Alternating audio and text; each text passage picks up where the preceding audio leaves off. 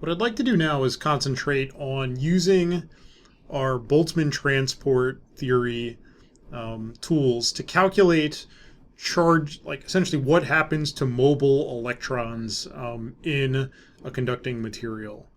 In this first section, I'm going to just concentrate on some very generic effects that show up by just calculating what the charge flux of electrons is under a non-equilibrium distribution of electron, essentially, movement. So I'm going to write out the charge flux of electrons. So the units for that will be in coulombs per meter squared per second.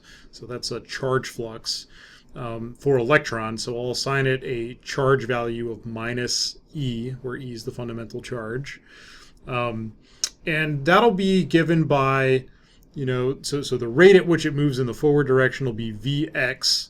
And the probability of, the electron existing itself will be our non-equilibrium distribution F.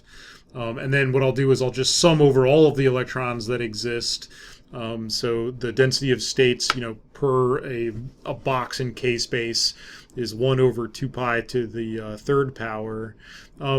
Actually, one minor comment here. So the way I'm going to do these calculations, I'm actually not going to bother accounting for the fact that there are 2 spins available per electrons. It'll turn out that it won't matter for what I'm doing right now, but later I'll add that capability back in.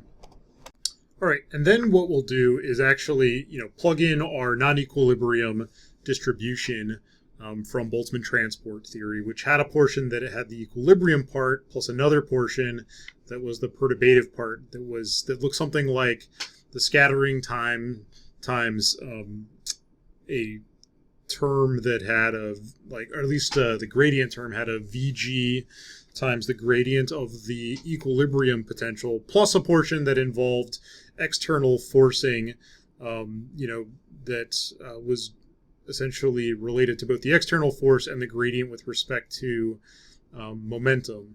Now note that momentum can be written in terms of K. So h bar K for electrons is the momentum. So here I've replaced that, and then the rest of it's just a straightforward expansion.